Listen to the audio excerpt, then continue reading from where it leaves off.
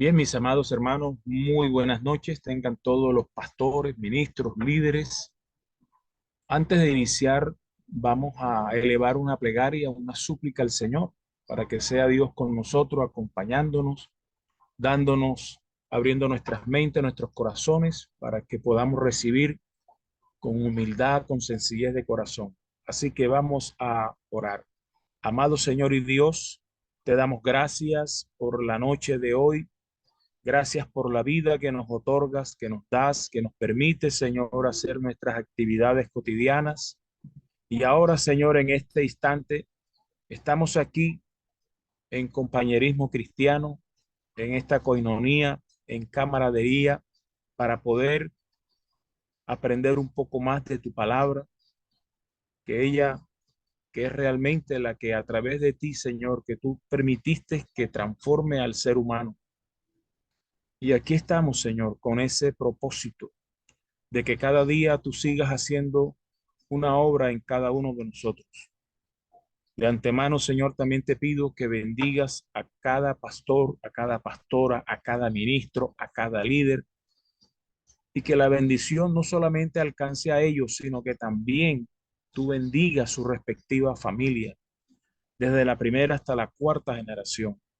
Muchas gracias, Padre, sabiendo que tú eres el maestro por excelencia. Tú eres el Señor de señores, tú eres el maestro de los maestros. Por lo tanto, Señor, nos colocamos ahí en tus brazos para que nos cuides, nos protejas a todos y permítenos que esta clase, esta primera clase de ética ministerial, sea de gran provecho para todos nosotros. Muchas gracias en Cristo Jesús. Amén y amén. Bien, vamos a compartir la pantalla para poder iniciar en este momento con la clase que corresponde a la ética ministerial. Por encima de todas las cosas, quiero decirles que yo soy un pastor en ejercicio y por encima de todas las cosas,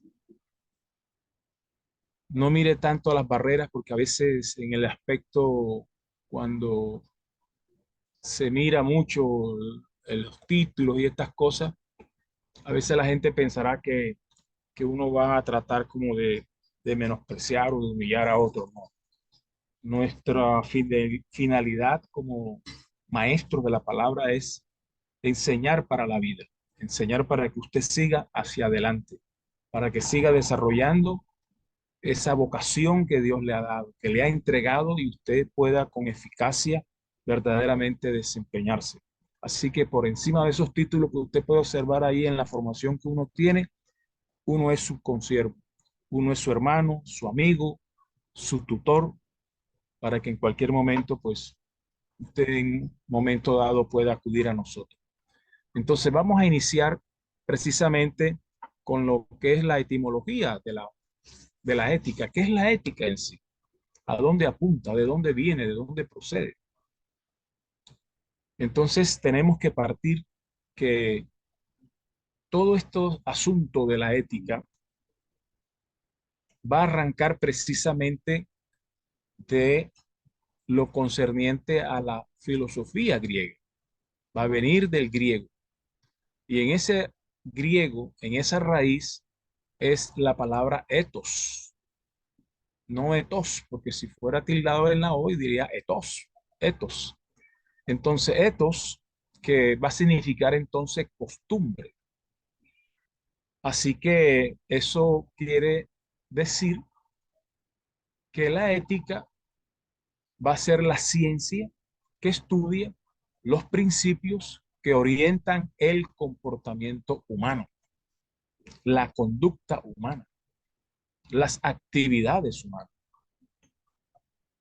para de alguna forma poder diferenciar qué es el bien, qué es el mal, qué es lo ético, qué es lo que no es ético, y así sucesivamente una serie de situaciones que conllevan, en pocas palabras, a lo relacionado a la moral. Así que la ética va a ser esa ciencia que va a reflexionar, que va a estudiar las costumbres, los hechos y el comportamiento humano en general. Eso sería en primera instancia como manera de introducción sobre qué es la ética como tal. Ahora, la ética también tiene un objeto y cuando analizamos cuál es el objeto de esa ética, entonces vamos a llegar que el objeto de la ética es la moral. Es decir, que todo el trabajo de la ética está ordenado a crear un hombre moral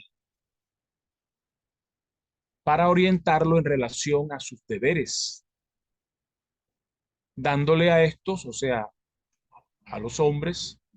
Cuando decimos hombre, no quiere significar únicamente varones, sino ahí generalizamos para incluir hombres y mujeres.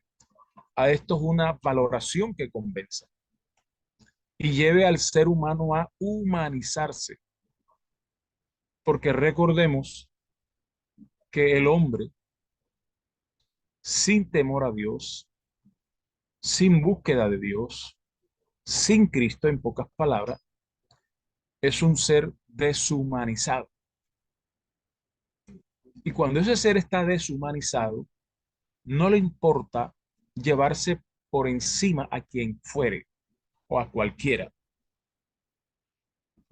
Es por eso que en esa deshumanización que vivimos hoy hay problemas grandes en nuestras ciudades y en cualquier otra ciudad de Colombia. Porque como hay una deshumanización, entonces van a aparecer factores externos que van a influir para poder utilizar la violencia, utilizar la extorsión, utilizar todo ese tipo de cosas para eliminar hasta seres humanos. Eso indica a las claras que cuando estamos viendo este tipo de situaciones, estamos al frente porque hay una deshumanización. O sea, el ser humano ya no considera al otro como humano, sino que lo mira como su rival, lo mira como su competencia y por lo tanto, en ese orden de idea, él va a querer llevárselo por encima de todas las cosas. Entonces, fíjate que la moral, a pesar que en ese momento pueda que no tenga el concepto religioso, pero que la moral apunta es a la humanización. Pero sabemos a ciencia cierta que el hombre por sí solo no lo va a lograr por intereses creados, intereses para llevárselo a quien sea por encima de los demás. Entonces, ¿cuál es la función de la ética? Ya sabemos que la ética va a apuntar por la definición de la raíz griega de ethos, que es costumbres.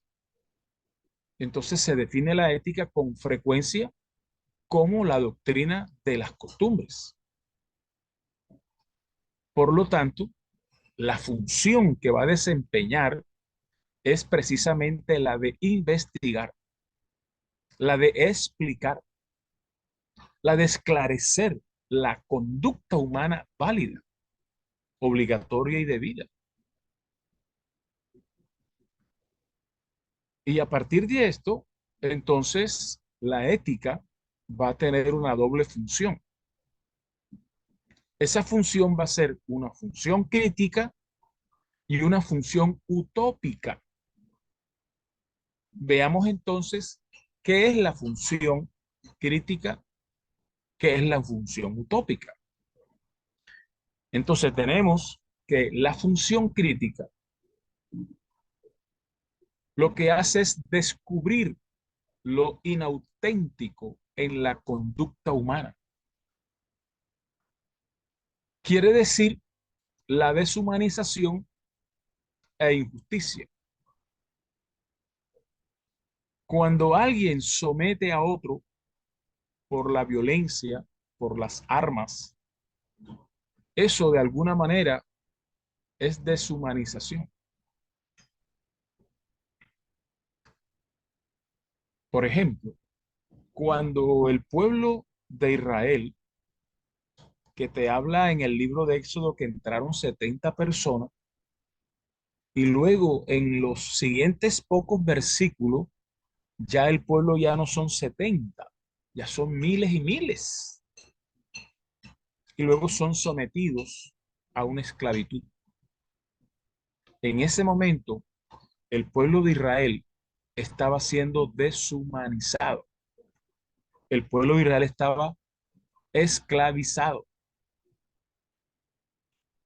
El pueblo de Israel le habían puesto unas cargas enormes, lo habían pisoteado, vulnerado,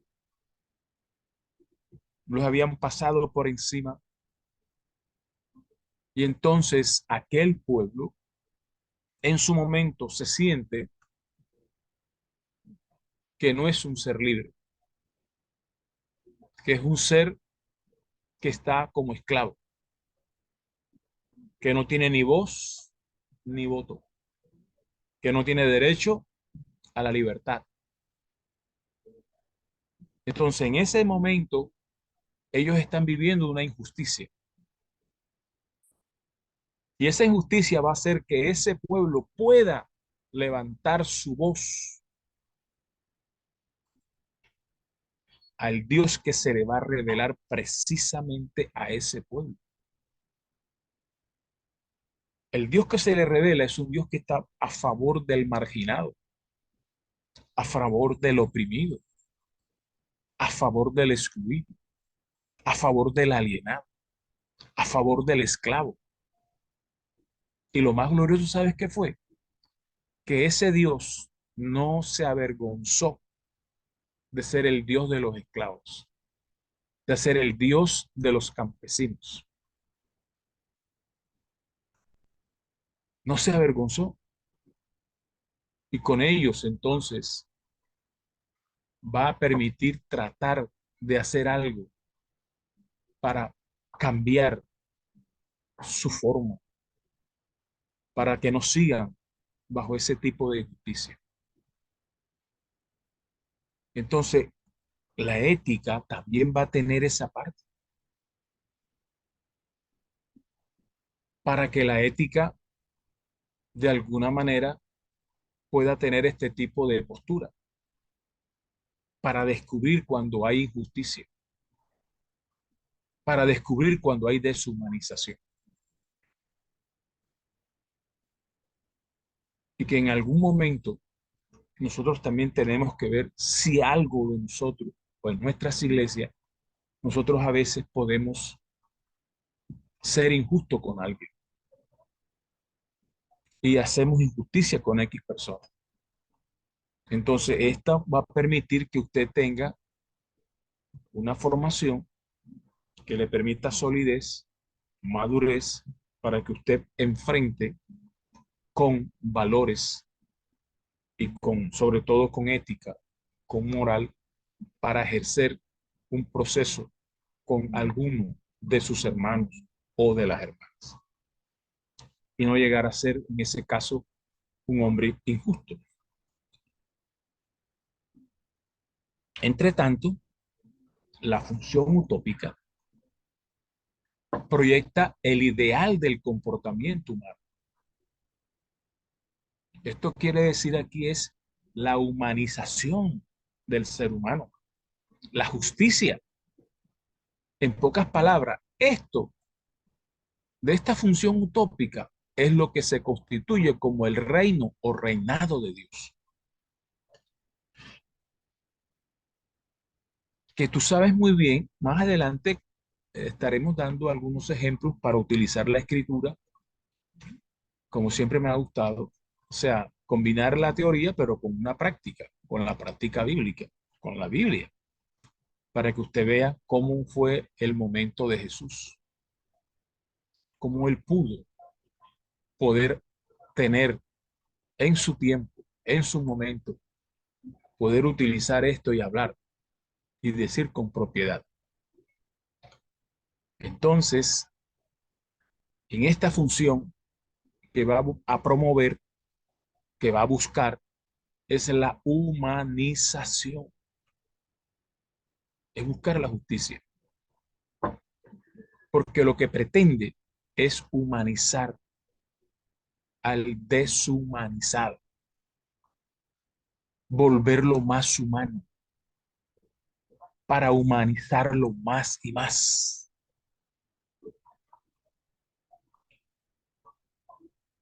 Entonces, desde ese punto de vista, aquí sí es necesario para lograr este propósito que deba estar Dios en tu vida y en mi vida. Porque si Cristo está en tu vida y está en mi vida, entonces nosotros tenemos que ponernos en los planes, en los proyectos que Jesús de Nazaret nos dejó como legado a través de todo lo que significa la Biblia cristiana, o sea, el Nuevo Testamento.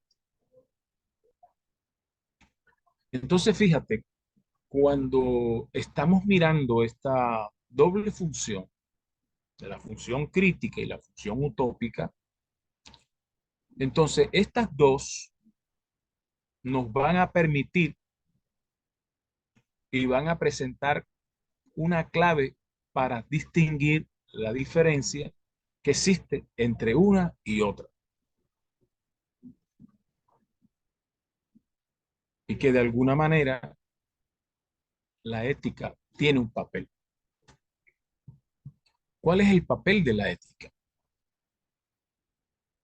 La ética mira el comportamiento moral de los hombres en sociedad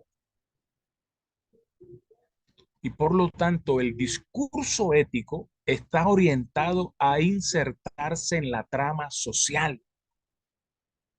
O sea, todo lo relacionado a la trama social significa el prójimo, o en otras palabras, alteralidad. El prójimo es importante. Y muchas veces Jesús hablaba mucho de eso, para poder hablar, porque en su tiempo y en su momento en la vida de Jesús, lo que había era una descomposición social, una descomposición social a gran escala. Y él tuvo que insertarse en esa trama social. Él no fue ambiguo, él tuvo que tomar decisiones. Y muchas veces por tomar esas decisiones, lo que el mundo habla de respetable, esos tales respetables no estuvieron de acuerdo con lo que él estaba ejecutando y estaba haciendo. Porque él se metió donde está la necesidad, donde físicamente los seres humanos están siendo realmente vulnerados, donde no hacían absolutamente nada por los enfermos, por la gente que era considerada como ciudadanos de segunda categoría, y que en su tiempo el clero judío no determinaba a esas personas, las miraban como una carga, pero para Jesús esa gente era importante. Para la tal chusma, como dice la gente, o los parias, o los pobres, para Jesús eran fundamentales. Por eso Jesús dejó una huella para que nosotros la sigamos.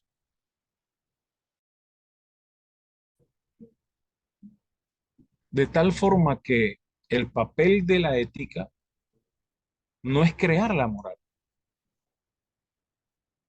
Porque el papel de la ética, ¿qué es lo que tiene que apuntar? Es explicarla, es motivarla, es impulsarla, es criticarla, es proponerla. Para eso, usted y yo, de alguna manera, hemos sido llamados por el Señor. Para que también desde nuestro aspecto, desde nuestra creencia, desde nuestra fe, podamos de alguna forma ayudar. Y de por sí, la iglesia protestante, para llamarla en un solo, porque como somos tantos, pero para aglutinarla en un solo término, la iglesia protestante, de una u otra forma, ha ayudado en la trama social. Porque muchos de nuestros hermanos venían de una vida deshumanizada, con problemas de drogas, con problemas de alcoholismo, con problemas de delincuencia y, en fin, un etcétera más. Pero el llegar la vida de Jesús a ellos y a esas personas, entonces poco a poco Dios empezó a humanizar, a restaurar, a renovar, a animar, a alentar, a fortalecer, a edificar, a construir un nuevo ser humano. Y en ese aspecto, la iglesia del Señor, en el caso de Colombia y del mundo, lo viene haciendo, aún sin el respaldo de las autoridades competentes, gubernamentales o lo que sea.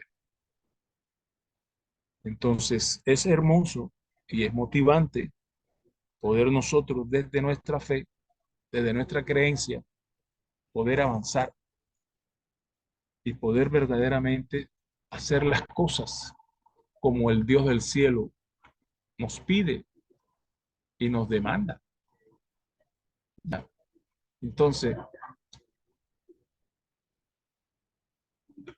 ahora, dentro de el carácter que tenemos que estar analizando, fíjate que cuando uno puede observar y analizar lo que sucede en la Biblia hebrea, que sería la Biblia hebrea, lo que se conoce como el Antiguo Testamento, y específicamente la Torá. La Torá viene siendo los 5 primeros libros que nosotros tomamos del término de la Septuaginta, Pentateuco. Y Pentateuco son los 5 primeros libros, porque Penta es el número 5 en griego. Y Teuco serían los estuches, las vasijas donde se guardaban aquellos libros. Entonces, los 5 primeros libros, de alguna forma, dan evidencia que se ha pretendido también aducir en favor de un origen postmosaico de la ley, porque allá también se maneja una ética. Y es que en todo la Biblia, sea Biblia hebrea, sea Biblia cristiana, toda ella maneja una ética. Y acá tenemos que decir que en cuanto a la ética del Antiguo Testamento, forma parte del propósito divino fundamental el establecimiento del reino de Dios, porque se inicia en ello. El reino de Dios se inicia es precisamente con el pueblo de Israel, pero que donde alcanza, llamémosle la plenitud, el culmen es precisamente cuando se revela en el Nuevo Testamento, específicamente en Jesús de Nazaret, porque Jesús fue el hombre que habló su mensaje central. Su sermón central era el reino o reinado de Dios. Eso era lo que el Señor enseñaba. Y por eso es que en el Pentateuco y sobre todo en el escrito sacerdotal, que como bien ustedes saben, hay dos relatos de la creación. Y el primer relato de la creación se encuentra en Génesis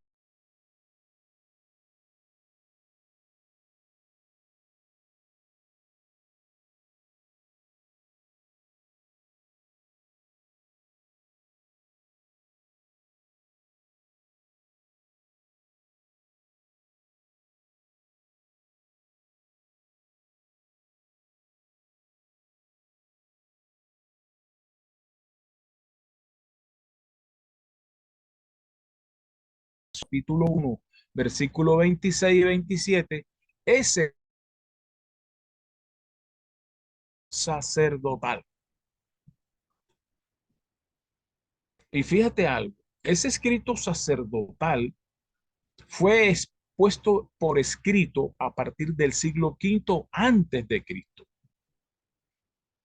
Entre tanto que el segundo relato de la creación, que es el capítulo 2, que es el versículo 4, parte B hasta el 25, ese segundo relato es ya vista, pero ese ya vista es del siglo X antes de Cristo. Entonces, como la Biblia no cayó del cielo, la Biblia tuvo un proceso largo y tendido de miles de años en su recopilación y formación y conformación. Pero la Biblia no está escrita cronológicamente hablando, porque si fuera por cronología, debería aparecer primero el relato ya visto. Pero fíjate que en nuestra Biblia quien aparece de primero es el relato sacerdotal, el escrito sacerdotal.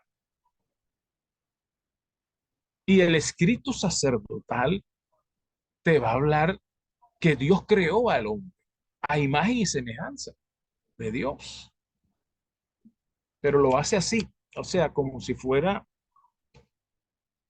hechos ambos en un instante, mientras que el otro relato no es así. El otro relato ya vista, al que primero forman es al hombre, y el hombre es el que le da nombre a los animales, y tiene que realizar actividades y todo lo demás. Y luego después, cuando es sumido en un sueño, de su costilla la saca y le forman una compañera para entonces ser una varona, porque del varón fue tomada. Entonces, cuando Dios coloca a esa primera pareja, el papel primario del hombre es señorear la tierra, sojuzgarla, pero tiene que hacerlo con justicia, tiene que hacerlo con obediencia.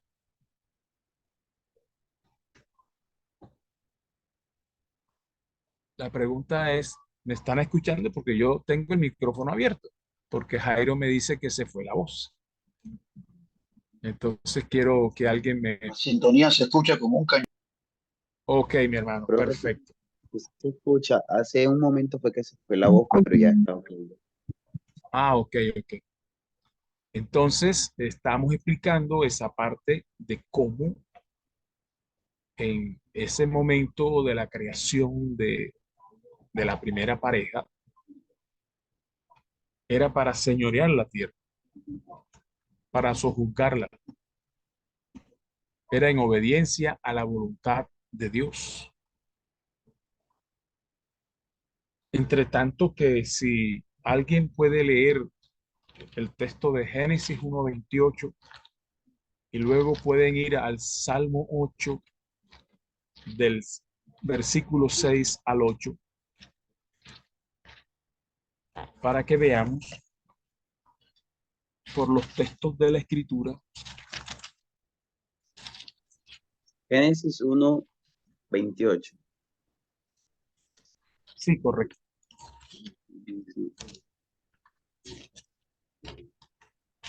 Y los bendijo Dios y les dijo: fructificad y multiplicaos, llenad la tierra y sojuzgadla, y señoread en los peces del mar, en las aves de los cielos y en todas las bestias que se mueven sobre la tierra. Ahora si pasas al Salmo 8, Salmo 8, ya leí. versículos 6 al 8. Dice: Salmo 17. Le hiciste señorear sobre las obras de tus manos, todo lo pusiste debajo de sus pies, ovejas y bueyes, todo ello, y asimismo las bestias del campo. Hasta el 8. Ovejas y bueyes, todo ello, y asimismo las bestias del campo, las aves de los cielos y los peces del mar, todo cuanto pasa por los senderos del mar. O sea, fíjate que allí en ese momento Dios le entrega esa facultad para señorear, para juzgar, pero tiene que ser en equidad, tiene que ser en justicia. Y luego tú después vas a ver cómo la descendencia de ellos,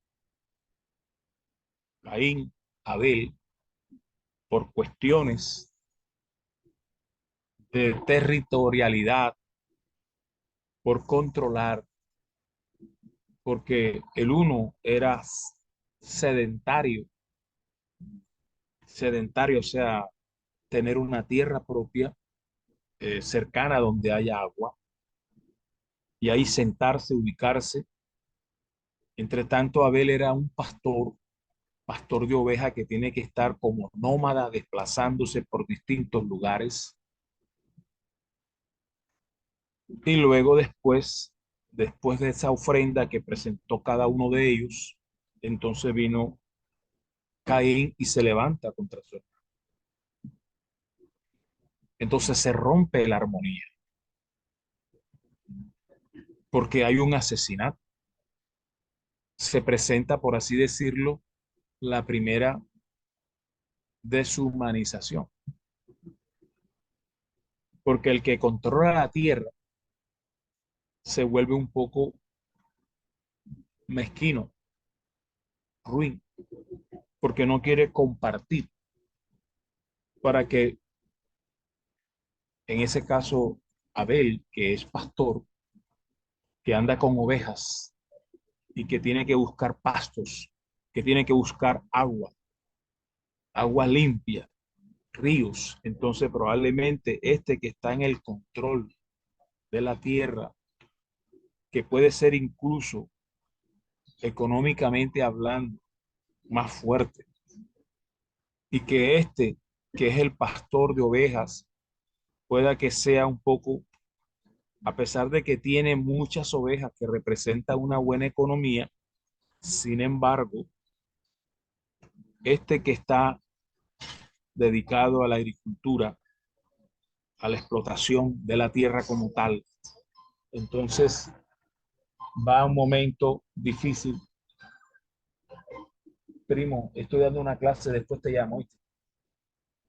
Entonces, son situaciones que se presentan entre Caín y Abel, dos grupos representados ahí, dos grupos, uno más fuerte que el otro. A pesar de que la escritura te dice que Dios le entregó para ser menores, como lo dice el Salmo. El Salmo deja entrever la forma como el Señor le ha otorgado la capacidad para que ese ser humano, como dice en el 8 versículos, le hiciste, versículo 6, le hiciste señorear sobre las obras de tus manos. Todo lo pusiste debajo de sus pies. Y fíjate que también habla en el versículo 4. Dice, digo, ¿qué es el hombre para que tengas de él memoria? Y el Hijo del Hombre para que lo visites. Le has hecho poco menor que los ángeles y lo coronaste de gloria y de honra.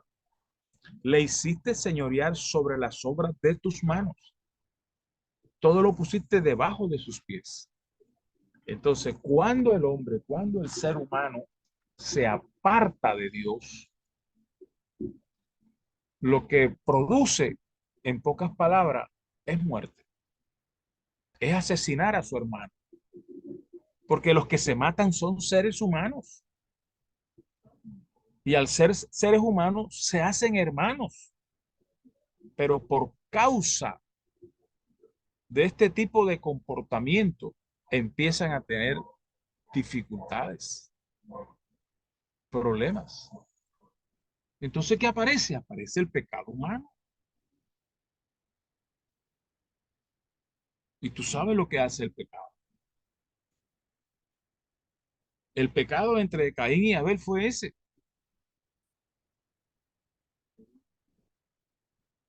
Entonces, de alguna manera, es a través del pecado del hombre que se va a dar una característica distinta o distintiva de la ética del Antiguo Testamento. Porque la persona se rebela contra la voluntad de Dios. Dios le ha entregado la tierra para que la sojuzgue, pero con justicia. Pero en ese sentido, el hombre que se revela se entrega al deleite de sus ojos, se entrega a los placeres, se entrega al hedonismo. Y debido a todo este tipo de situaciones, entonces empieza a una degradación. Y esa degradación lleva a la corrupción. Y en la corrupción, para mantenerse en el poder, no le importa matar, asesinar, hundir. Y usted sabe mejor que yo, por lo menos así a voz populi, todo lo que está ocurriendo en Colombia. ¿Qué es a causa de esto? Que el hombre se ha deshumanizado. Y la deshumanización ha llegado a tales extremos que ya lo hacen público. Comportamientos que no son éticos, comportamientos inmorales y que incluso hasta afecta a su propia familia. Y eso es lo que estamos mirando. Entonces, nosotros tenemos que mirar que ese pecado humano conlleva a que la persona haga y deshaga y empieza a hacer toda una serie de consecuencias fatales. Y a su vez, Dios que ha hecho al ser humano para el disfrute, para la felicidad, entonces cuando deja entrar ese pecado para que el pecado lo conduzca, para que el pecado lo guíe, para que el pecado sea el que esté por encima de todas las cosas, entonces a Dios eso le desagrada. Y por ello va a venir una prohibición. Entonces, con la aparición del pecado, lo que se está haciendo es una violación de la voluntad de Dios revelada. Y por eso Samuel le dice a Saúl que la desobediencia es la causa de la condenación. Porque a veces cuando la persona se siente que está en un sitial de honor, de control, de poder, como pasó con el caso de Saúl, que era el monarca, que era el rey, pero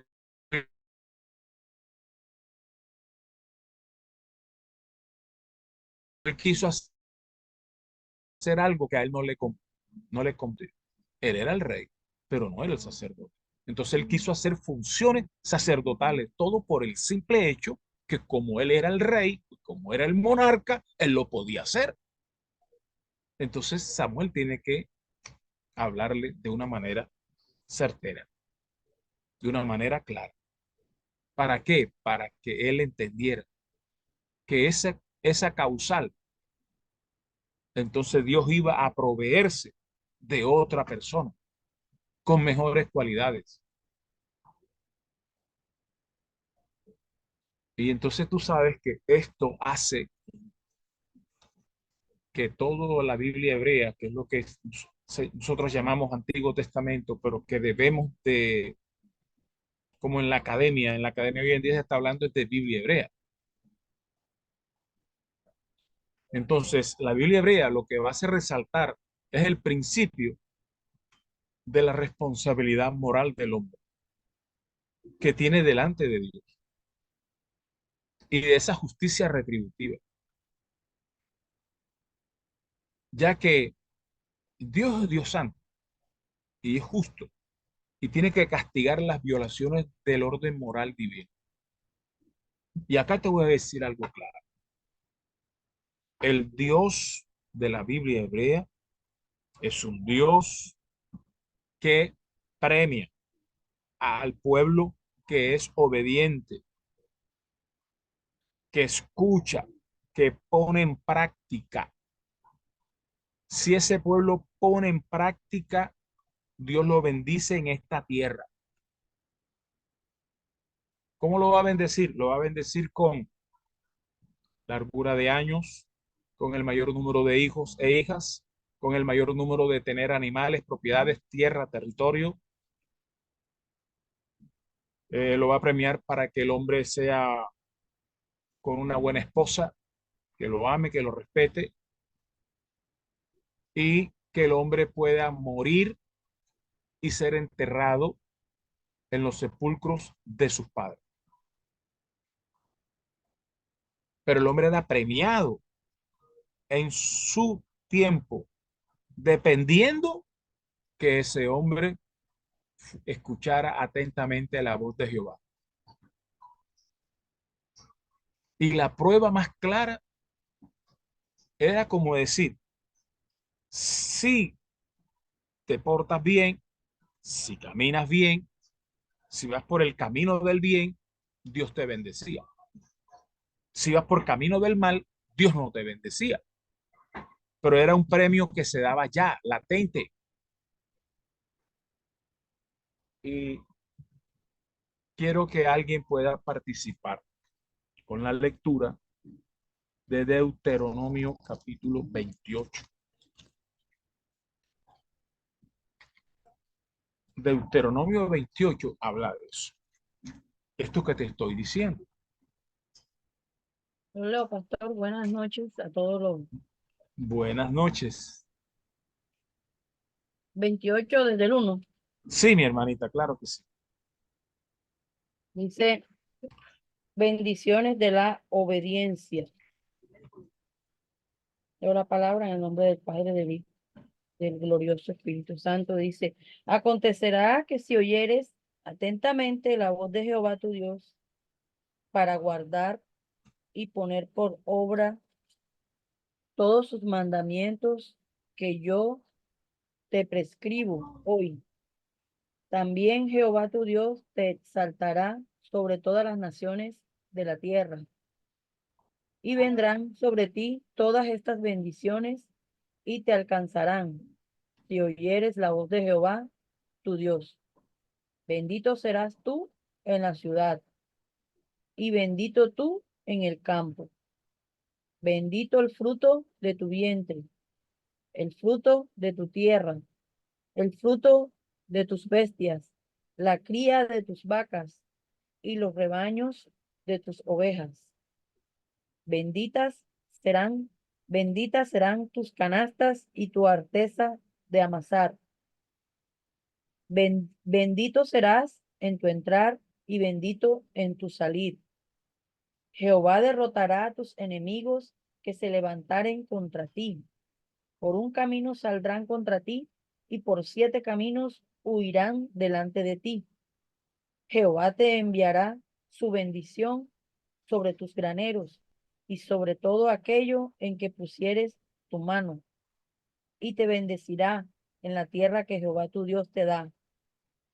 Te confirmará Jehová por pueblo santo suyo, como te lo ha jurado, cuando guardares los mandamientos de Jehová tu Dios y anduvieres en sus caminos.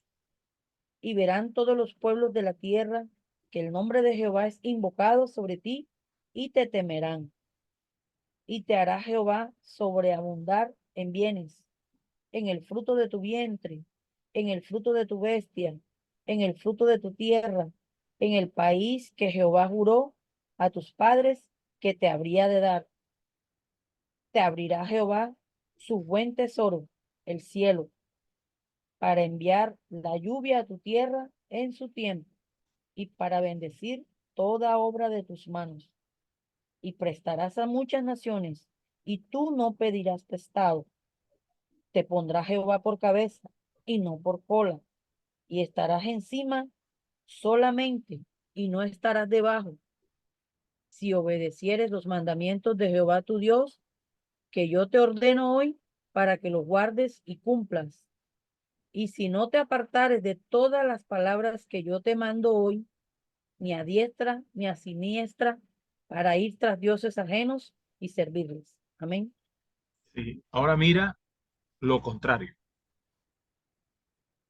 El, A partir del 15 empieza ya otra consecuencia. sí, lo leo. Sí, claro, claro. No todo, pero Consecuencias, por lo menos lee siquiera unos 10 versículos ahí para que. consecuencias de la desobediencia. Pero acontecerá, si no oyeres la voz de Jehová tu Dios, para procurar cumplir todos sus mandamientos y sus estatutos que yo te intimo hoy, que vendrán sobre ti todas estas maldiciones y te alcanzarás.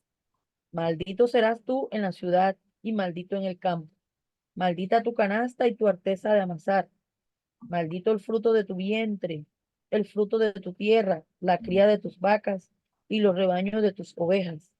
Maldito serás en tu entrar y maldito en tu salir.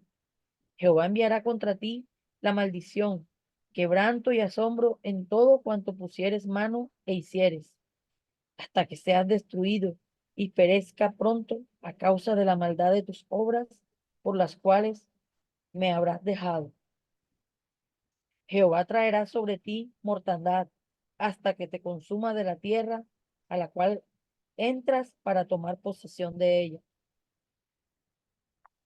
Jehová te herirá de tisis, de fiebre, de inflamación y de ardor, con sequía, con calamidad repentina y con añublo, y te perseguirán hasta que perezcas. Hasta ahí, pastor. Sí, hasta ahí. Entonces, Ah, fíjate bien, el Dios del Antiguo Testamento, si el pueblo caminaba por el bien, oía y atentamente ponía por obediencia la Biblia, la palabra de Dios, iba a ser bendecido en su momento, en su tiempo. Pero en la enseñanza de Jesús no es así. En la enseñanza de Jesús es completamente diferente. Ya no es en esta tierra, porque cuando usted lee la bienaventuranza, Y esa bienaventuranza de Mateo capítulo 5, versículo 3.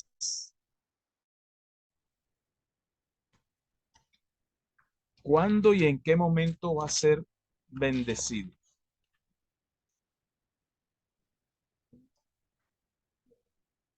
Alguien que pueda leer los primeros 9 versículos del sermón de la montaña, que se llama Sermón del Monte, pero hay que entender que monte para nosotros es como donde hay mucha vegetación y no necesariamente es montaña, pero para el mundo hebreo el monte es la montaña, la parte superior. Amén. ¿Ya? Mateo capítulo Amén. 5, dice así la Biblia. Sí, Viendo la multitud, subió al monte y sentándose vinieron a él sus discípulos y abriendo su boca les enseñaba diciendo, bienaventurados los pobres en espíritu, porque de ellos es el reino de los cielos. Bienaventurados los que lloran, porque ellos recibirán consolación. Bienaventurados los mansos, porque ellos recibirán la tierra por heredad. Bienaventurados los que tienen hambre y sed de justicia, porque ellos serán saciados. Bienaventurados los misericordiosos, porque ellos alcanzarán misericordia. Bienaventurados los de limpio corazón, porque ellos verán a Dios.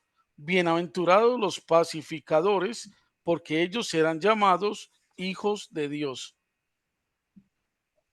entonces Hasta fíjate, ahí. ¿dónde va a ser la recompensa? Fíjate ahí, mi hermano, ¿dónde va a ser la recompensa? Esa recompensa, Jesús lo que está enseñando, que antes en el Antiguo Testamento o la Biblia hebrea, la recompensa era inmediata aquí para esta tierra. Pero en el Nuevo Testamento, con Jesús de Nazaret, ¿dónde está la recompensa? ¿Va a ser aquí en esta tierra o va a ser dónde? ¿Qué dice el versículo 3?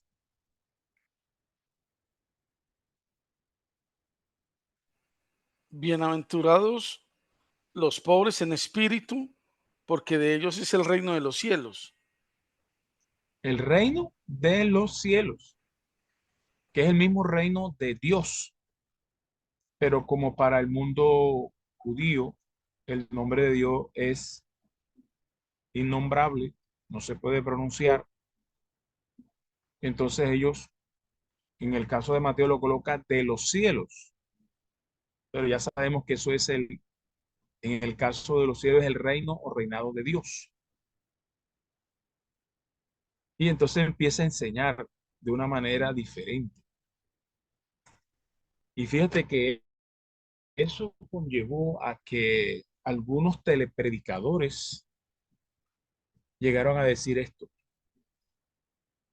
¿Y yo para qué necesito calles de oro y mar de cristal allá en la Jerusalén celestial? Yo las quiero tener aquí en esta tierra.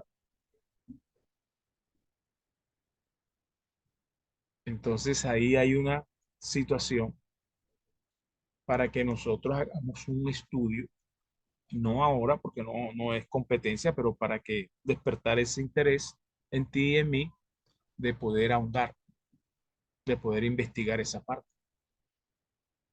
de seguir desarrollando, porque es una temática interesante para que nosotros sigamos mirando las cosas.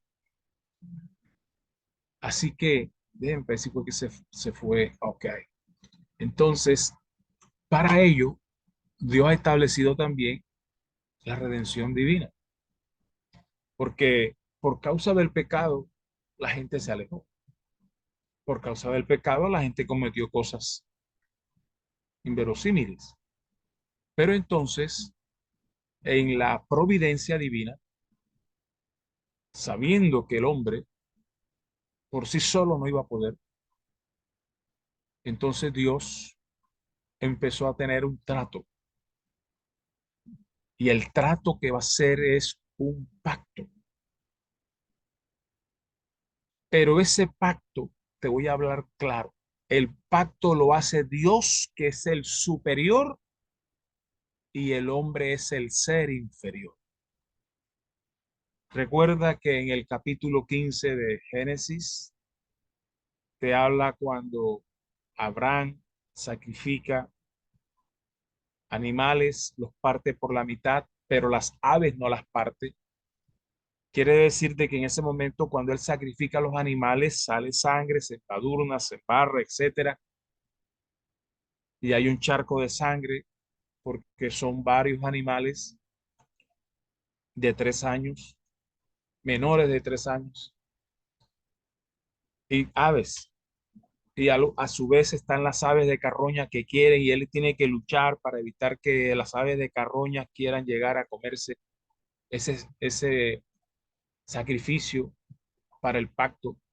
Pero como te digo, el pacto es del superior, Dios, y nosotros los hombres, el ser inferior. Entonces Dios hace un pacto con Abraham.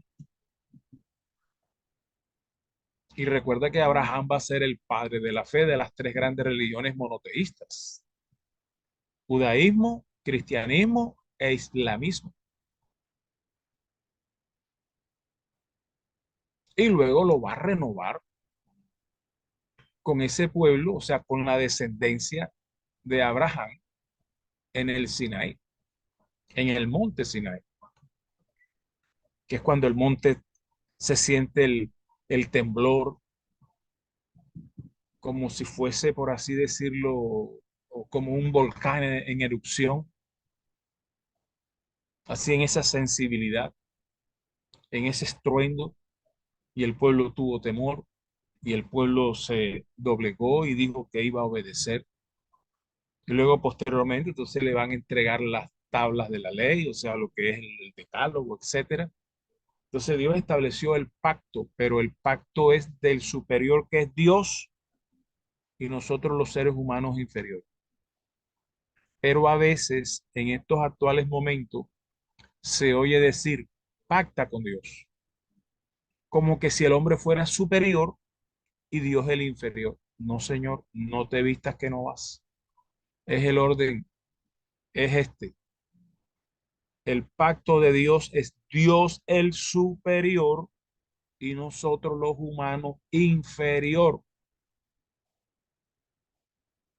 Entonces, cuando alguien hace ese tipo de pacto que tú oyes, pacta con Dios, pacta por tu mujer, pacta por tu esposo, pacta aquí, pacta allá, es porque la finalidad es otra, no es la correcta, no es lo que Dios quiere, porque hay unos intereses y unos beneficios personales, beneficios que se pueden materializar en lo económico.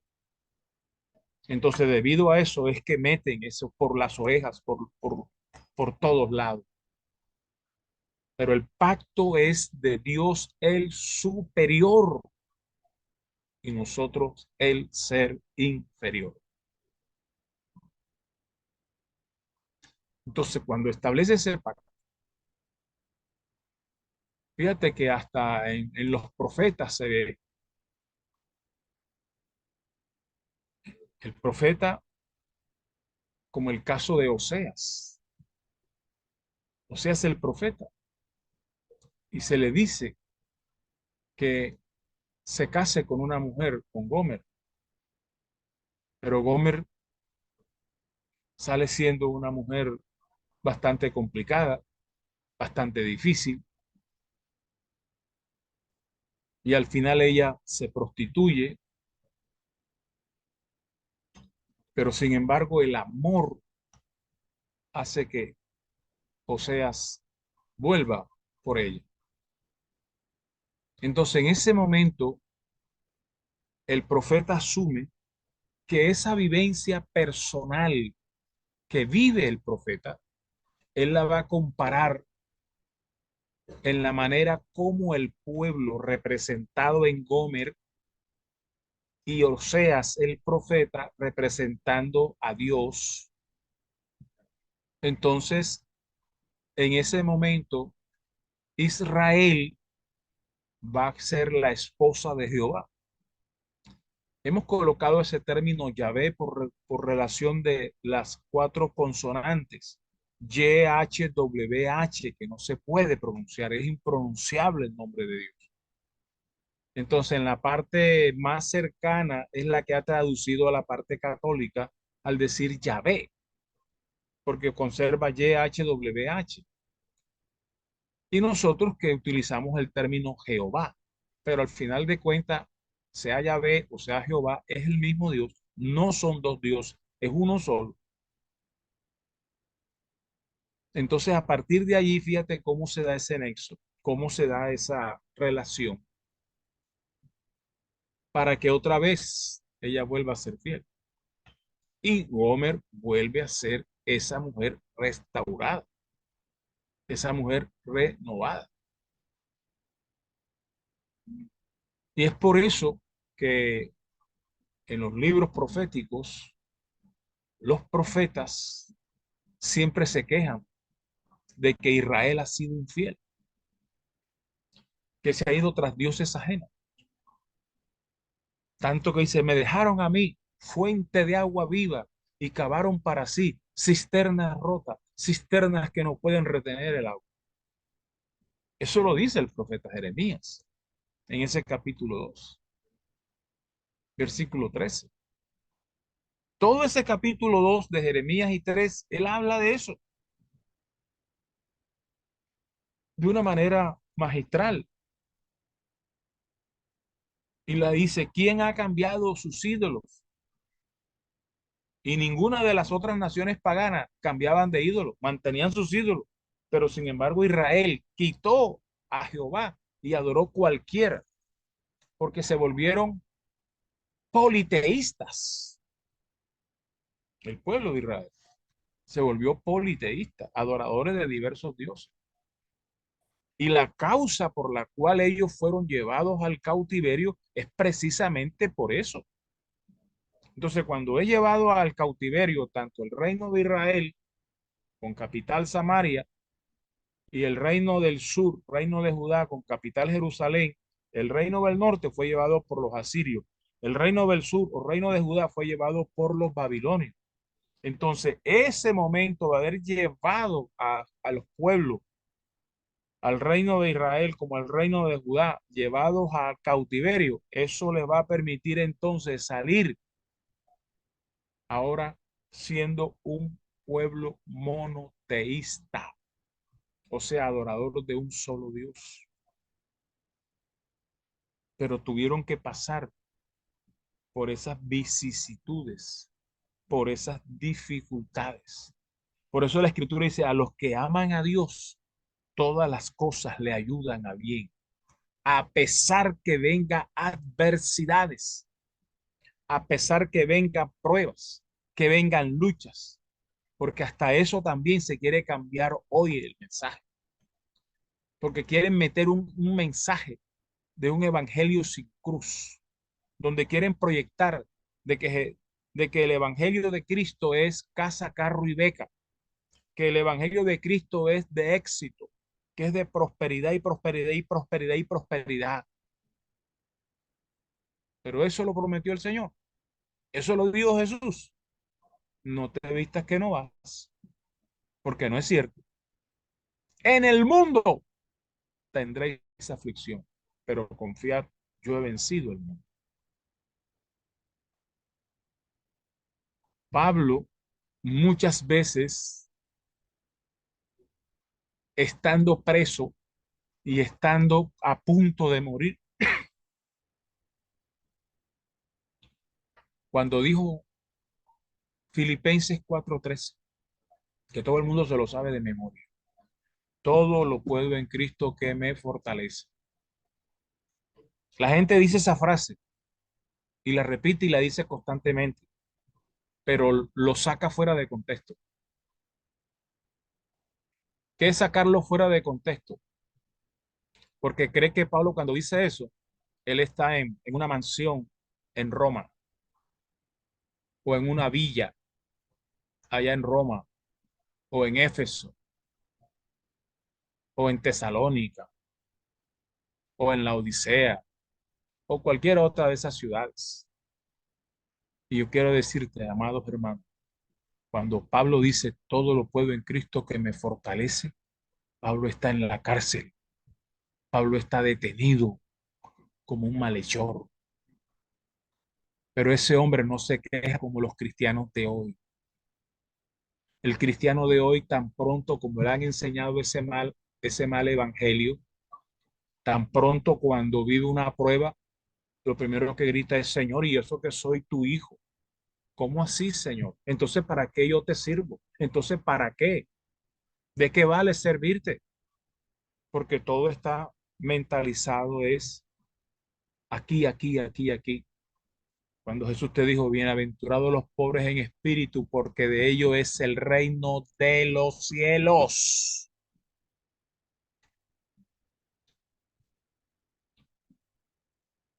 Entonces, como capitalizar, pero ese capitalizar no es para aquí, sino para allá, el reino de los cielos. Entonces, eso es lo que habla la escritura. Así que entonces, el pacto de Dios iba a tener unas implicaciones sociales. Debía partir del amor al prójimo, que eso prima en Jesús, que se va a expresar en muchas leyes, como en especial en el libro de Levítico. El libro de Levítico, del capítulo 17 al capítulo 26, se conoce como el Código de Santidad. Entonces, el capítulo 17 al capítulo 26 se llama Código de Santidad, y donde expresa el amor al prójimo.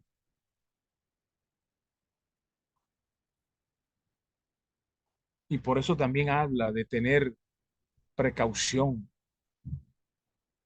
para cuando se construye, en el trato que se debe dar a los siervos, a los esclavos, a los extranjeros, a los pobres. Ya no era desarraigarlos, ya no era acabarlos.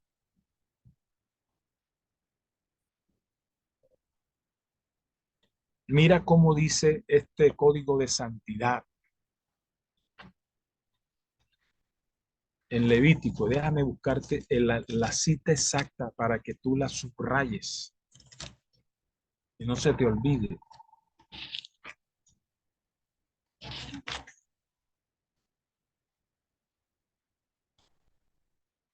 Que allí habla de algo bien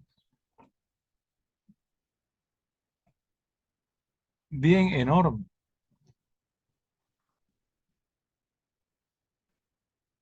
que es el versículo, capítulo 19, versículo 33 y 34.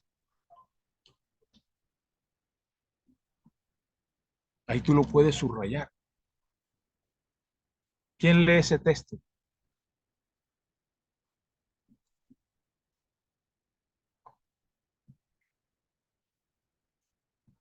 Esto hace parte de el código de santidad. Levítico 19, Sí, capítulo 33, 33 y 34 dice, sí. cuando el extranjero morare con vosotros en vuestra tierra, no no le oprimiréis, como a un natural de vosotros tendréis al extranjero que more entre vosotros, y lo amarás como a ti mismo, porque extranjeros fuisteis en la ciudad de Egipto, yo Jehová vuestro Dios. Amén. Entonces, mira cómo es, cómo trata, cómo se debe tratar al extranjero. Porque antes, y te doy esta enseñanza, antes, esto hace parte de toda la parte de la escuela sacerdotal, porque los deuteronomistas no eran así. Los deuteronomistas eran fuertes, duros, implacables. Y te lo voy a mostrar por la Biblia. En Deuteronomio 12.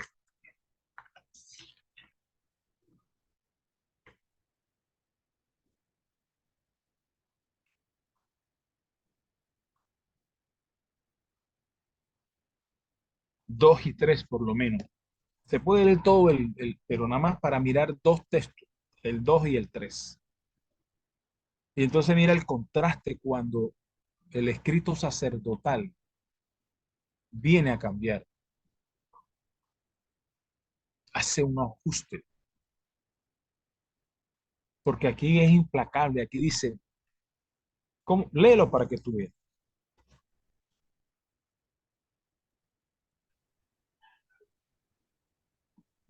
Deuteronomio 12, 2 y Sí, 3. Destruiréis enteramente todos los lugares donde las naciones que vosotros heredaréis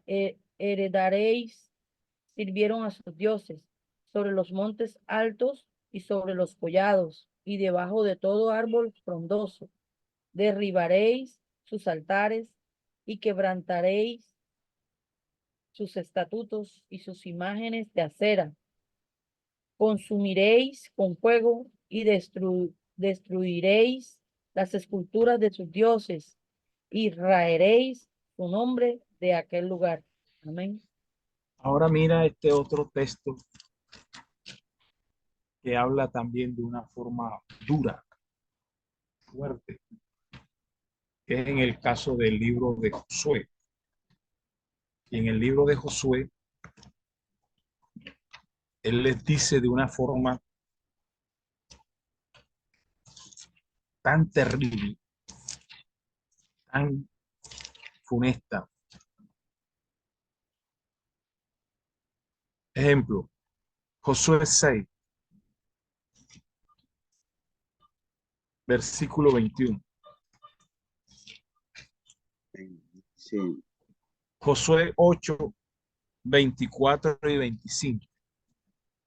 Josué 6, Josué 21. 6:21. Primero Josué 6, 21. Después Josué 8, 24 y 25. Dice, y destruyeron a filo de espada todo lo que en la ciudad había, hombres y mujeres, jóvenes y viejos, hasta los bueyes, las ovejas y los asnos.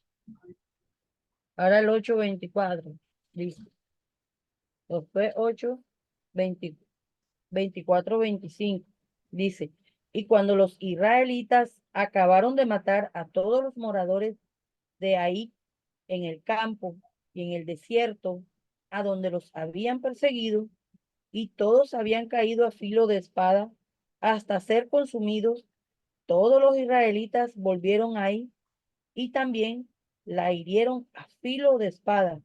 Y el número de los que cayeron aquel día, hombres y mujeres, fue de 12,000, todos los de ahí.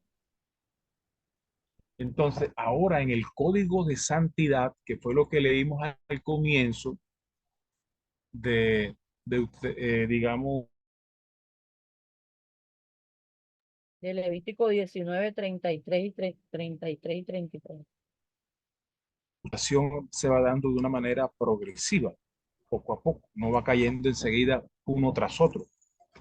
Entonces, para que ustedes puedan tener esa particularidad de analizar cómo se tiene que ajustar, porque para esos momentos ya digamos, todos estos relatos precisamente empiezan a darse es en el tiempo del exilio, después del exilio, para ponerlos por escrito. Entonces todo de alguna manera es porque ya el pueblo ha quedado sin templo, ha quedado sin rey, ha quedado sin nada. Entonces, ¿cómo volver a aglutinar? ¿Cómo volver a agrupar? Entonces ya tenía que mostrarse de que ellos podían vivir aún sin templo. Y para lo mismo es levantar precisamente a los escritos para que ahora la Torá empiece a ser asumida y leída con ese código de santidad. Eso es lo importante. Eso es lo más destacado. Entonces vamos a dejar para esta segunda la segunda clase este tema y quiero entrar con un ejemplo para enseñárselo hoy. Un ejemplo con respecto, por ejemplo, la ética que habla Jesús. Y acá lo primero que tenemos que empezar a decir es que la ética de Jesús fue una ética de cambio. En su tiempo Jesús vio muchas cosas y él lo que hizo fue modificar lo que en ese momento estaba dándose como los valores en su tiempo, que era lo que estaba realizando. Y fíjate algo, lo que más llamó la atención es que Jesús desconcertó, ¿sabe quién? Principalmente a los que estaban dirigiendo la parte religiosa. O sea, todos los religiosos de su tiempo se vieron escandalizados. ¿Por qué razón? Porque en su momento los pecadores, los publicanos, las prostitutas, las mujeres de mala fama, los excluidos de la sociedad y toda especie, entre comillas, chusma, los parias, los excluidos, los marginados, los oprimidos, en pocas palabras, los don nadie, todos ellos se sentían que Jesús no les restregaba en su cara, no les tiraba en cara su pecado y su forma de vida. Y por eso esa multitud estaba encantada con Jesús y le seguía, porque ellos se sentían de alguna manera amados por el Señor. ¿Sabes por qué? Porque el Señor los acogía, porque el Señor los comprendía, porque Jesús nunca les echaba en cara su pecado, ni los trataba mal, sino todo lo contrario, los trataba con respeto. Y entonces ellos encontraban en Jesús que Jesús tenía cariño por ellos. Y que para ese mundo del clero judío, de la gente más respetada, la gente más adinerada, la gente más pudiente, los nobles, etcétera, los comerciantes ricos, veían a esa gente como la plebe, como la chusma. En pocas palabras, ellos no querían saber nada de esa gente desgraciada, en pocas palabras. Y entonces Jesús va a mirar desde su tiempo, desde su momento, lo que él realmente va a ejercer. Entonces, ¿qué es lo que quería Jesús con ese pueblo? ¿Qué es lo que más importa en la vida para el ser humano? Hombre, lo que pretendía el Señor era que todos seamos buenas personas, buena gente, y que todos vivamos felices. Pero sin embargo, eso no se dio. Y entonces, a medida que Jesús empezó a enseñar, inmediatamente eso va a provocar una ruptura con ese clero judío. Porque les pareció que lo que él estaba enseñando era completamente algo nuevo, novedoso. Y yo quiero que alguien pueda leer el ejemplo. Está en Marcos capítulo 1, versículo 21 al 28, del 1 al 28. Ahí Amén. vamos a mirar. Dice la palabra de Marcos 1, 21 al 28. Y entraron en Capernaum y los días de reposo, entrando en la sinagoga, enseñaba. Y se admiraban de su doctrina, porque les enseñaba como quien tiene autoridad y no como los escribas. Pero había en la sinagoga de ellos un hombre con un espíritu inmundo que dio voces, diciendo, ¿qué tienes con nosotros, Jesús Nazareno? ¿Has venido para destruirnos? Sé quién eres, el Santo de Dios. Pero Jesús le reprendió diciendo, cállate y sal de él. Y el espíritu inmundo, sacudiendo con violencia y clamando a gran voz, salió de él. Y todos se asombraron de tal manera que discutían entre sí, diciendo, ¿qué es esto? ¿Qué nueva doctrina es esta? Que con autoridad manda aún a los espíritus inmundos y le obedecen. Y muy pronto se difundió su fama por toda la provincia alrededor de Galilea. Entonces, fíjate que allí Jesús aparece en la sinagoga. Jesús era judío. Y él, de alguna manera, él empieza a poder entrar en la sinagoga y empezó a enseñar. Empezó a predicar en pocas palabras. Y entonces dicen el texto que la gente estaba impresionada. Dice, y se admiraban de su doctrina, o sea, estaban impresionados de la enseñanza que el Señor venía realizando. Pero te dice algo, porque les enseñaba como quien tiene autoridad y no como los escribas. Entonces ahí hay una enseñanza profunda. Ahí en esa partecita hay una enseñanza bien, bien buena. ¿Por qué razón, amados hermanos?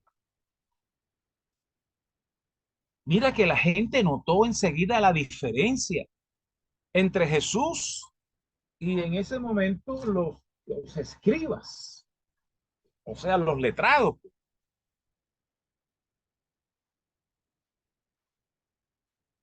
Los escribas son los intérpretes de la ley, que son los estudiosos, en pocas palabras, los teólogos de esa época, de aquel entonces. Y dice aquí, la diferencia estaba ¿dónde? En la autoridad, porque aquí te lo dice, versículo 22, como quien tiene autoridad. Esa palabra autoridad no la tenían los escribas, no la tenían los que enseñaban. ¿Por qué razón? Porque estos escribas o estos letrados se dedicaban era a repetir lo que le habían enseñado a ellos. Y por lo Eso, tanto no tenían libertad, ni por tanto tenían creatividad. Sin embargo, Jesús era un hombre libre y un hombre creativo, que decía no lo que le habían enseñado, sino lo que la gente necesitaba. ¿Qué dices, Iván? Profe, buenas noches. Sí, que yo quería decir eso, porque una cosa era solamente abrir la ley, leerla y ¿Qué dice? repetirla, como Repite que porque dice, no te escuché bien. que una cosa era como ya lo escriba, abrir la ley, leerla, repetirla, como que dice recitar un poema, y otra cosa con ¿Quieres decir autoridad. algo, Ivana? Ya, Porque no te escuché bien. sí, yo estoy hablando, pero no se me escucha, no se me escucha, no me Sí te escucha, nadie me escucha. escucha. Sí te escucha. Y el Se, profe, ¿usted se me escucha escucha? así con algo, sí, que no es muy claro. Ya. Yo te escucho perfectamente. Sí. Sí, Yo ahora te estoy también, medio yo también le escuchando escucho mejor. bien. Bueno, voy a completar la idea, que una cosa sí era leer la ley o recitar la ley, como quien dice, como quien lee un poema, y otra cosa con la autoridad de Jesús, o sea, otra cosa era con la propiedad, otra cosa era con la seguridad, otra cosa era leer como que, o sea, esa es realmente una palabra que tú mismo se cree, y por eso creo que la persona estaba admirada, porque yo creo que lo decía ellos mismos, ni se creían eso, se leían Sí, en eso estamos realmente, haciendo el lo tenían análisis. revelado a ellos, y tampoco es algo que ellos practicaban, entonces era por eso la diferencia. Sí,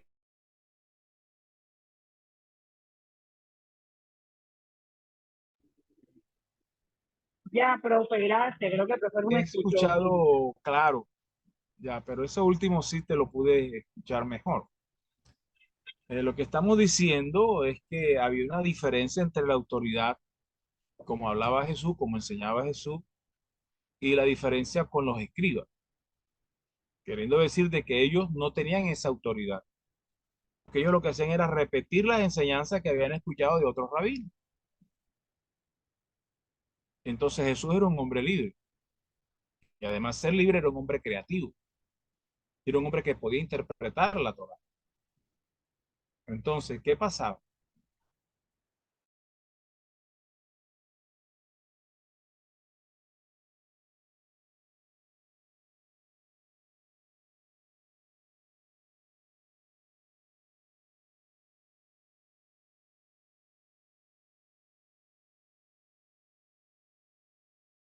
Se fue el audio. Potestad, porque la palabra potestad, Profe, no tiene audio. ya va, espérate.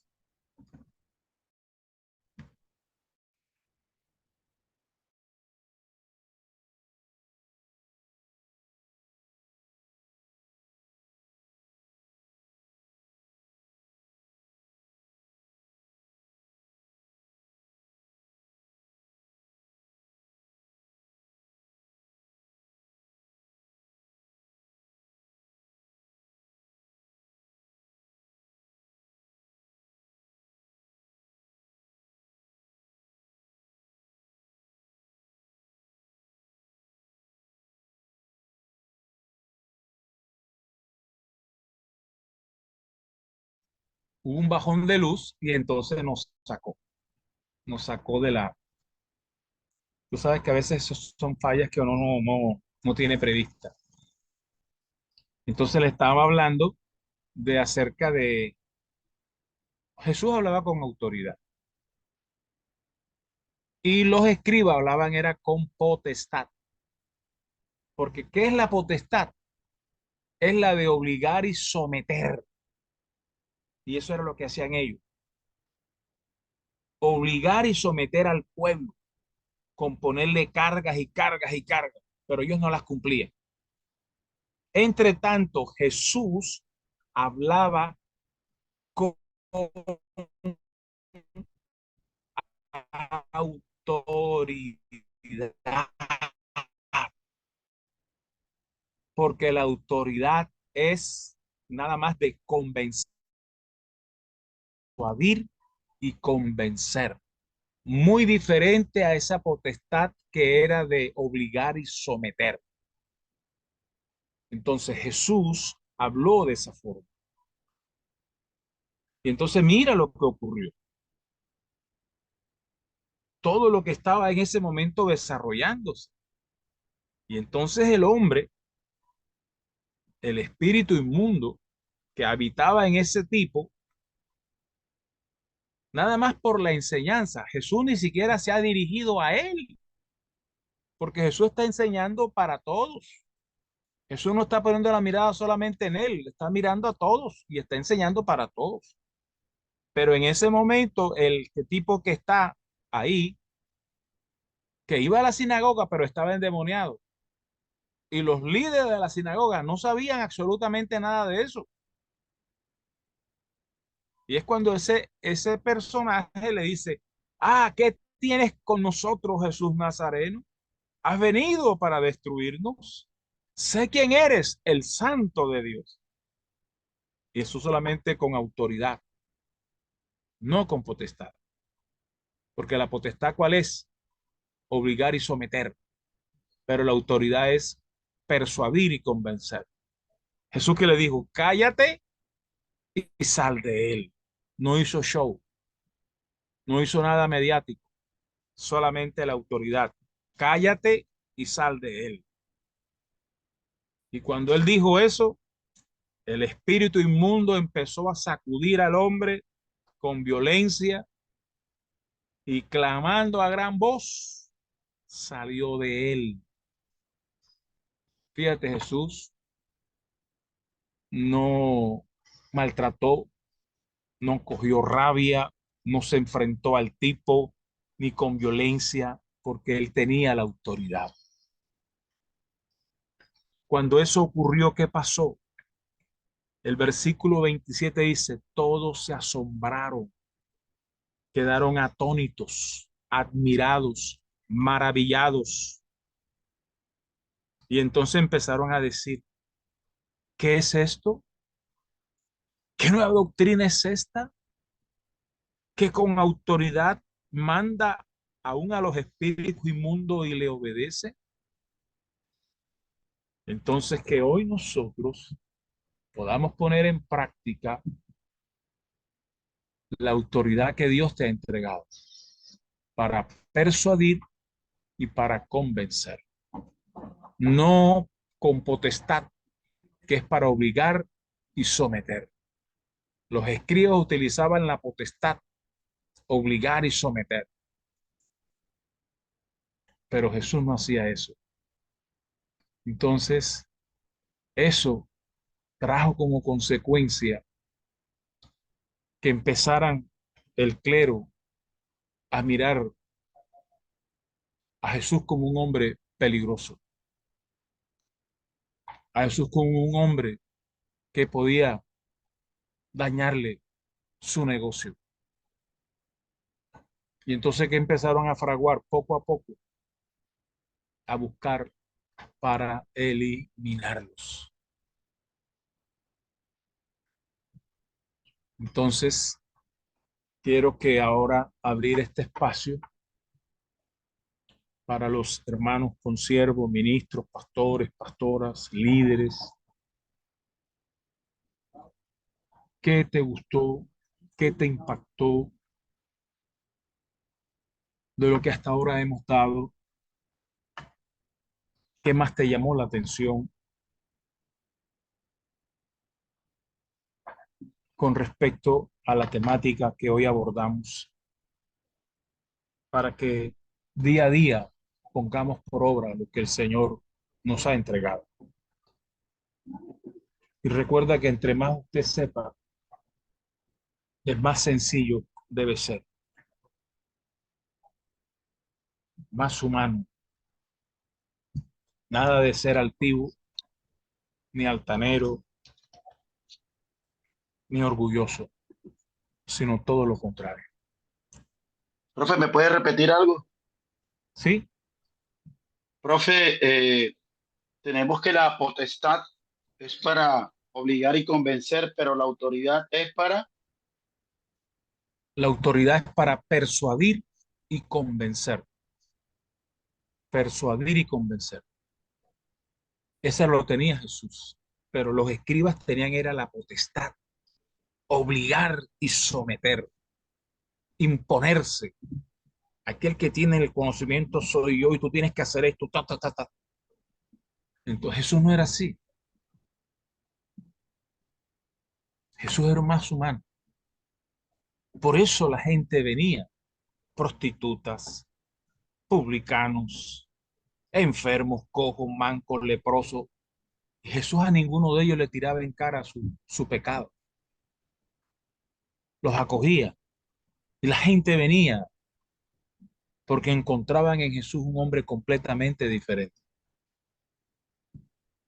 Que eso nos estimula a nosotros, para también nosotros poder desde nuestra parte humana hacerlo y presentar a un Jesús de esta manera. Te aseguro que mucha gente va a estar diciendo, yo voy con esa propuesta. Yo sigo a ese Jesús que este hombre está enseñando, porque me motiva, porque me alienta, porque me anima, porque me muestra algo concreto de lo que vino a hacer Jesús. Entonces, con eso, Pastor Morgan, eche mano hacia adelante, siervo. Y así a Amén. todo el resto de pastores que tenemos que hacer eso. Dios nos ha entregado algo bonito, algo grande. Por eso Dios quiere que esta nueva generación de pastores se levanten de esa forma, siguiendo los pasos del Amén, Maestro pastor. Jesús de Nazaret. Porque yo sé que ustedes van a tener mucha larga vida, quizás 50 años Amén. más. Aleluya. De pronto yo no llegué a esa cantidad de años porque ya tendría que pasar de 100 y pico, imagínate. Pero ustedes sí pueden llegar, son más Amén. jóvenes. Entonces lo que hago yo es que de lo que Dios me ha dado, de lo que Dios me ha permitido hacer mis estudios, compartirlos con amor, con pasión, con sencillez de corazón, para que ustedes también tomen esa parte. Entonces, si alguien quiere más decir algo, que quiera dar su parecer, una nota, en fin, una apreciación, como usted lo considere, pueden hacerlo. Aprovechar estos minutos, estos tiempos que tenemos. Profe, saludos. Amén, Pastor Eh, Jairo. bueno, muchas gracias por toda la disertación, la explicación que ha hecho. Bueno, primero como que en resumen así, con respecto al tema de la ética, recordemos que usted estaba mencionando allí sobre la función crítica y la función utópica. Yo por ahí le escribí un Sí, comentario que, haciendo como un símil un poco más en lo práctico, se podría decir que la función crítica hace parte de la corrección o del llamado de atención con amor que se le hace a aquellos pues que obviamente están desviándose un poco de lo que realmente se requiere.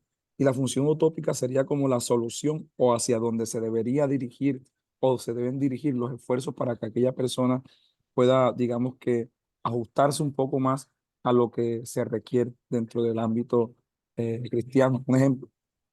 sí, ahí en ese sentido, cuando se toca precisamente esa función crítica y utópica, recuerda que la crítica va hacia la deshumanización e injusticia y la utópica habla de humanización y justicia.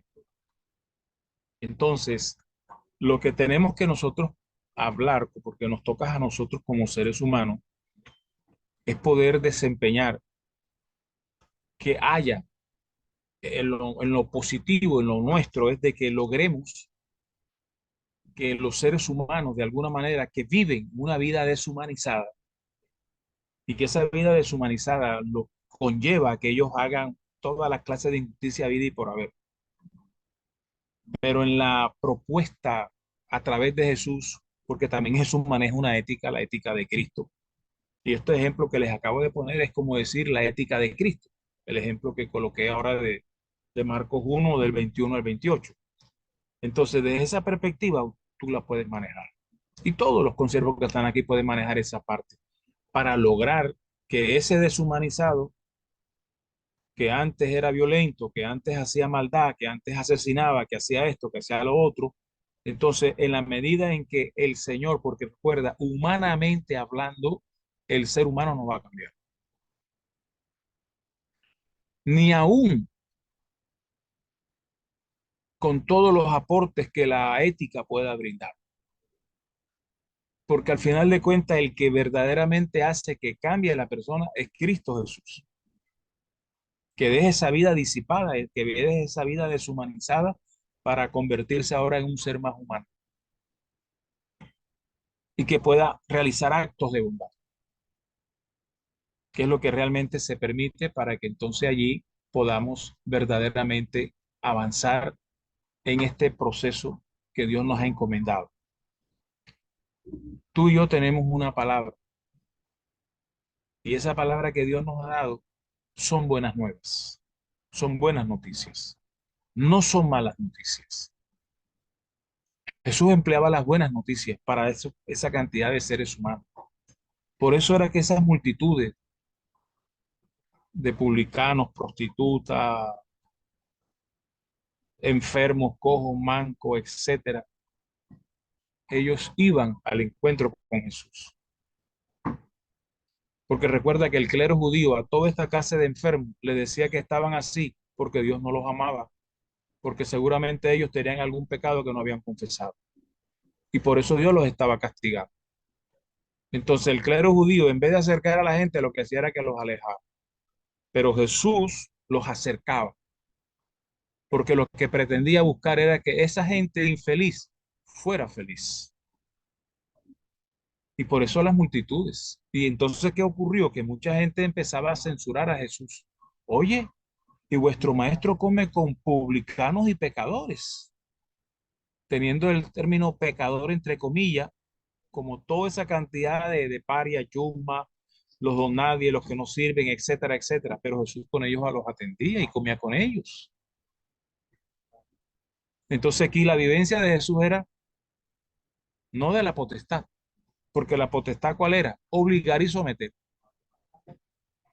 Por eso estos censuradores decían, oye, vuestro maestro come con publicanos y pecadores, porque ellos estaban en un lugar donde ellos no se rozaban con esa gente.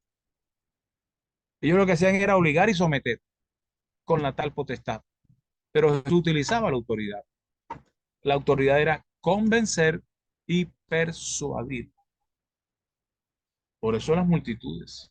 Ahora, cuando la gente empieza a pedir crucifiquen a Jesús, fue porque los compraron. O sea, no es nuevo, esto no es nuevo de que estén comprando a la gente con plata. Aún en la época de Jesús también pasó lo mismo. Entonces, para que la gente empezara a decir que pidieran a Barrabás, tuvieron que empezar a hacer cosas indebidas. Y por eso lo terminan matando. Porque la historia siempre está contada desde los vencedores, no de los vencidos. Y Jesús resalta porque la historia que están contando es presentar a un hombre que, entre comillas, está vencido, pero que se levanta como el vencedor, que se levanta como el Hijo de Dios, que se levanta como el hombre que ha cambiado la historia del mundo en un antes y en un después de Jesucristo.